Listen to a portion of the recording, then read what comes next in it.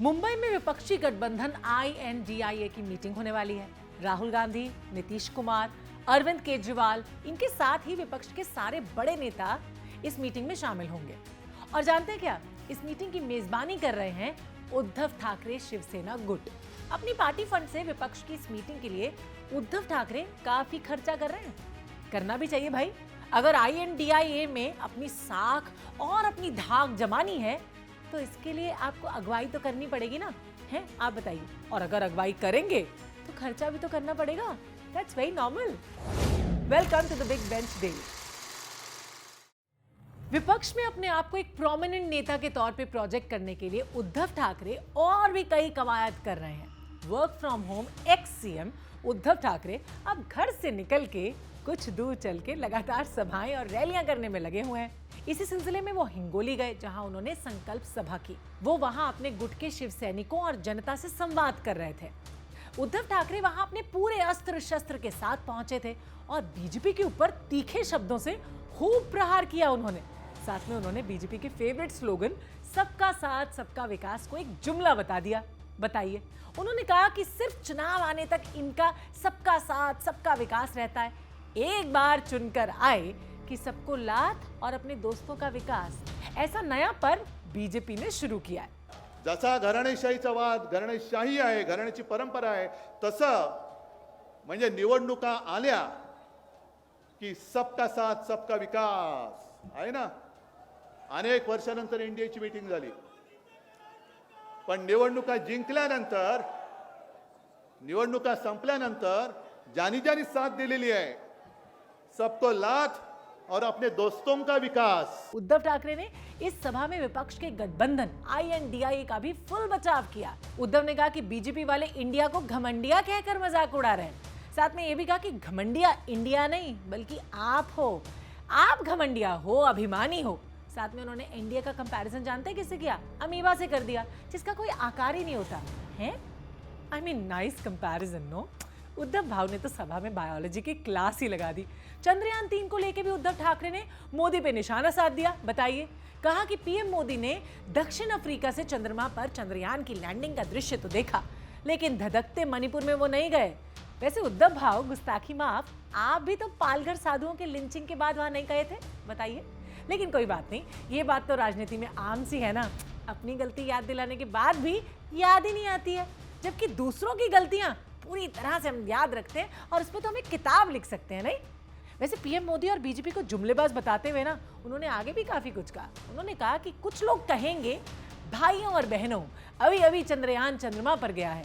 मैं वादा करता हूं कि 2030 तक सभी को चंद्रमा पर घर दूंगा, लेकिन विश्वास मत कीजिएगा, चंद्रमा तो दूर, आपके खेत, आपके घर को भी गिरवी रखना पड़ जाएगा। पुन्हा एकदा सांगतो, त्या चंद्रयानाच्या कामगिरीचं मी कौतुक करतो, पण त्याचा गैरफायदा कसा घेतला जाऊ शकतो हे तुम्हाला मी सांगतोय। निवडणुका येत आहेत, निवडणुका येण्यासाठी दोन गोष्टी होऊ शकतात। एक, भाइयों और बहनों, अभी अभी चंद्रयान चांद पे गया है, गया है कि नहीं गया है, गेले कि नहीं गेले? मैं वादा करता हूं 2030 पर्यंत तुम्हाला सगळ्यांना चंद्रावरती मी घर देईन। तुम्ही काय म्हणाल? हे पट्टे तुम्हाला नाही ना? पण तुम्ही विचार काय करणार? अरे मिळणार नाही माहिती, पण हे म्हणतात ना देईन। आपण जर दिलं आणि मिळालं तर? आणि प्रत्यक्षात असं होतं, चंद्र राहतो दूर आणि शेतातलं घर आपलं गहाण टाकावं लागतं। नॉट ओनली दिस, उन्होंने इंडिया पाकिस्तान के मैच को लेकर भी खरी खोटी सुनाई। उन्होंने कहा कि आप हम इंडिया वालों को इंडियन मुजाहिदीन कहते हो। इंडियन मुजाहिदीन का कौन सा देश समर्थन करता है? पाकिस्तान।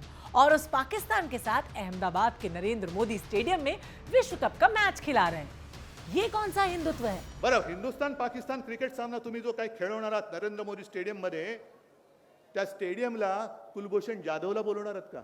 उद्धव ठाकरे ने वहां मौजूद सपोर्टर्स को इंप्रेस करने में कोई कसर बाकी नहीं छोड़ी। उन्होंने कहा कि मैं बहुत दिनों के बाद आपसे मिलने आया हूं। इन दोनों जिलों पर वरुण राज और शंभू महादेव की कृपा है। मैं सबकी तरफ से उनसे प्रार्थना करता हूं कि आपका ये आशीर्वाद सिर्फ मराठवाड़ा तक ही नहीं बल्कि मेरे महाराष्ट्र के किसानों को भी यही आशीर्वाद आप दें, क्योंकि सरकार चाहे किसी की भी हो, लेकिन जो अन्नदाता किसान है वो मेरे हैं। महाराष्ट्र के सीएम एकनाथ शिंदे को भी उद्धव ने आड़े हाथों लिया और कहा कि कुछ लोग ऐसा सोच रहे होंगे कि मैं गद्दारों पर बोलूंगा, लेकिन मैं उन पर समय बर्बाद नहीं करूंगा। गद्दारों की खबर लेने में आप सक्षम हैं। मैं यहाँ आपके लिए हूँ, गद्दारों के लिए नहीं आया हूँ। की एकदा काहीतरी तुम्ही तुमची दिशा ठरवा, भाजपच्या सोबत जायचं तर उघड जा, पण असं आमच्या आडून येऊ नका, आमची मतं फोडून तुम्ही भाजपला मतदान करू नका. कारण असं अजून कुठेही झालं नसेल की पक्ष चोरला, पक्ष फोडला नाही, पक्ष चोरला, आपलं धनुष्यबाण चोरला. अरे श्रीरामाचा धनुष्यबाण जरी चोरला असला तरी आज जनता रूपी श्रीराम माझ्या पाठीशी उभा आहे. हा सगळा जनता जनार्दन माझ्या पाठी उभा आहे, म्हणून त्यांना प्रश्न पडलाय की आता महाराष्ट्रात काय होणार. गद्दार, good choice of words I must say. लेकिन उद्धव भाऊ, गद्दारी का आरोप तो आप पे भी लगा था ना? आपने भी तो बीजेपी और मोदी के नाम पे वोट मांगा था, याद है? और बाद में कांग्रेस के साथ हो लिए थे।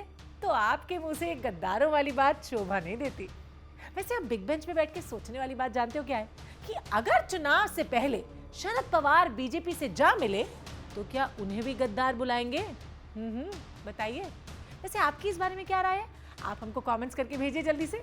और हाँ, चैनल को सब्सक्राइब करना है तो नीचे सब्सक्राइब बटन है ना, उसको प्रेस कर दीजिए। बहुत ही सिंपल है।